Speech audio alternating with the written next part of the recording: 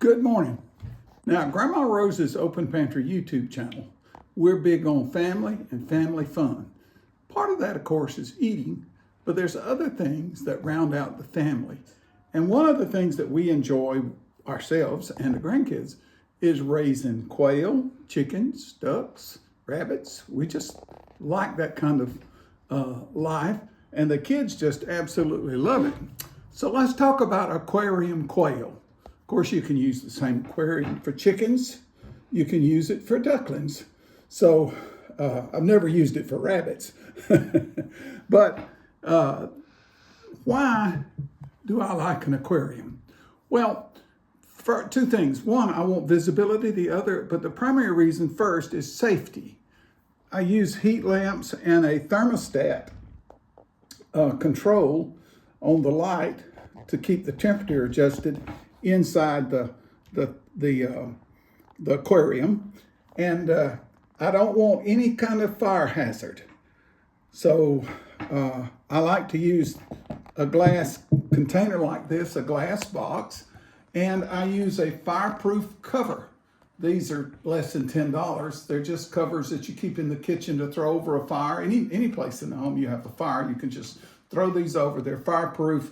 And the only thing that's flammable is the feed and the shop towels. Now, I like to use the shop towels and for the bottom of the aquarium for the first 10 days. Well, they're better than the shavings, Yeah. because shavings, they get buried in them. And it's hard, as you clean it, they get everywhere in the house. Yes. So after about a week or 10 days, you can do it at fewer days if you want to. I move it outside. I have a brooder box with a top on it and thermostat and lights just like this, heat lamps, so that I can move them outside when I get ready to. But these actually are 5 days old now. So they'll be a week old Sunday. So I just wanted to show you how we use the aquarium and how we get our birds started. Now we've got about 23 in here. We've never lost a little quail in here. So far in our quail hatchings, we hatch them in an incubator, and we have a small incubator with a glass lid over it that the kids can watch. We also have a bigger incubator in the dining room when we've got something going. Right now we've got duck eggs in there. But what do I do and how I get them going? On day one, we usually leave them in the incubator for 24 hours, try to, and then we bring them out here, and we don't put them give them the whole area at first. We just close it off. Now I do that for a couple of reasons. Number one is water, getting them to water. Number two is I want them to learn a little bit about feed. Now, depending on what animal you're using this for, you want to get them started on water as quickly as you can. The larger lids, I start the chickens or ducks, and this little cap right here is how I start quail. Let me show you how I start quail. It's so simple.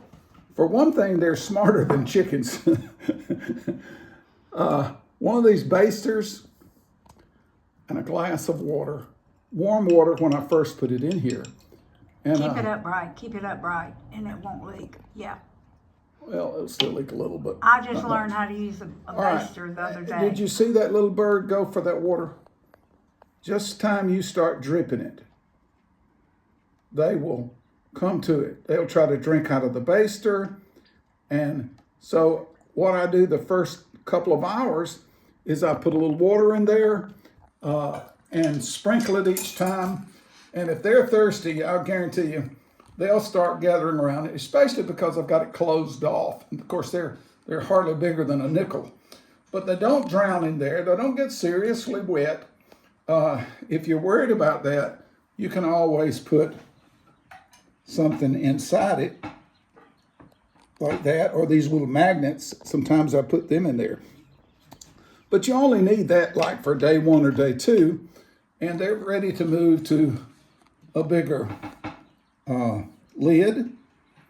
And so you can open it up, put a bigger lid in, and I still use the little baster for the next 3 days. I like to see them drinking, and so I may put one or two or three of these in so that there's water at different locations in here. But this using smaller quantities of water and using the shop towels helps you keep the area clean the first few days, really clean. Now, I also use the little lids, as you can see, for the feed. So they eat in the feed, it keeps them from scattering. But I'm showing you, when I start them out, they're in something very shallow like this, like a Tupperware container or a Cool Whip lid, you know, something that they can just walk across. So they walk through the water, they walk through the feed, they learn what they're doing, and then pretty soon, by the end of the first week, I have them eating out of a feeder, a regular feeder. But I wanted to show you what I do. As you can see, I've got an automatic waterer up there. And as you see, they're drinking from it. You also can notice, I've got it pulled back some so that you can see real good. But normally I keep that water jug in the middle and they can't get so sloppy. I'll show you another example of how to do that. One of the best things you can use for chickens and ducks and these when is like a nut jar lid, peanut butter jar lid. And yes, they can get in there and get water around this. The advantage of this is that it's watertight. After you put the water in there, you pop it like that and it's watertight.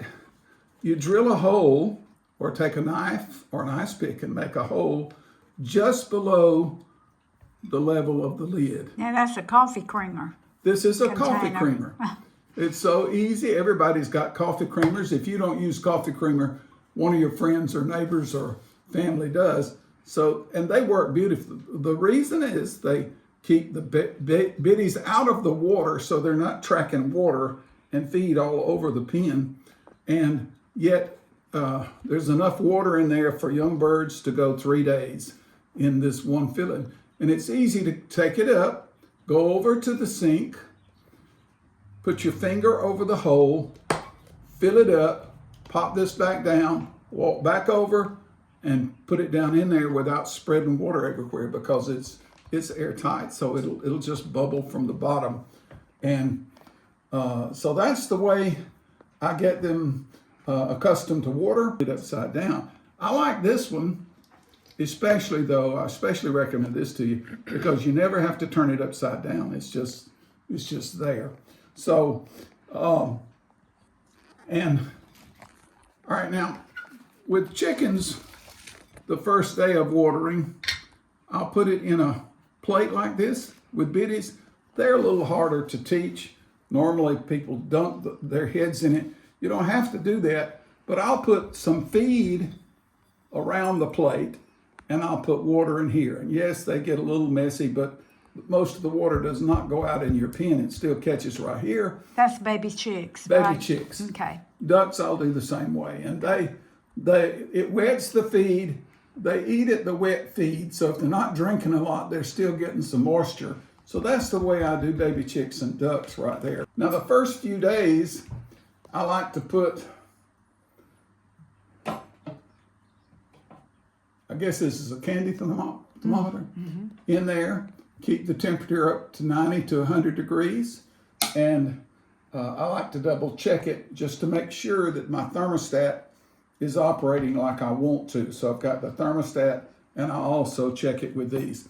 So this is the way we start our quail. It's very simple. I use things that you have around the house, but it just works beautifully. Quail is so easy to teach to eat and water. All basically you have to do is show them where it's at.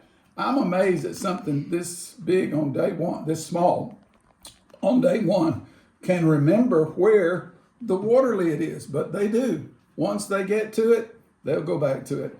And on day 2 or 3, I removed the separator that I have right here. I'm not showing it to you, but I have a wire separator that I can slip right in here and keep them in one end while I'm making sure everybody's getting to feed and everybody's getting to water and learning to do that.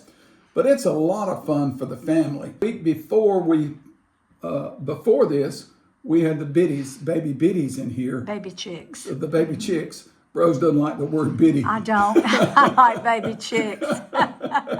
So they're outside in a box brooder where these will go next. And they were able to hold them and walk around and play with them. And we got some video of that. But family, yes, family feeds the heart. And so you need to plan activities in with your family. Food feeds the family feeds the heart, and God feeds the soul. Let's be thankful on this Thanksgiving Day. And I just wanted to show you how we use our Quail aquarium for family fun. God bless you. Morning, what you got? You got a baby chickie? Has you got a baby chickie? Are you gonna name it? What's her name? Let's name her Squeak. Addie, look. Oh, now this is our only white one. What'd you name her, baby? Puff. Her name is Puff. Oh, look. Let's see, they're about 4 days old now. Let me get back. Okay, now Winnie has picked hers out. What's his name? Fuzzy Wuzzy. Okay, this is Fuzzy Wuzzy. We've got Puff, we got Fuzzy Wuzzy, and mornings was cheese. Oh, you got a duck. Dovey has one too. Her got duck. There we go. Mimi. How sweet. She brought it to Mimi. She Oh, wanted to Thank you, baby. Mimi. look at Mimi. Mimi's got it. What you gonna name it? Dovey Duck? Duck. Oh, how Duck likes you. sweet. Duck is so cute. Look at Grandma Dovey. Is that Duck? Yeah, Duck that's Ducky, Duck, Duck Ducky. isn't it? Okay. Say cheese. Grandma, you trying to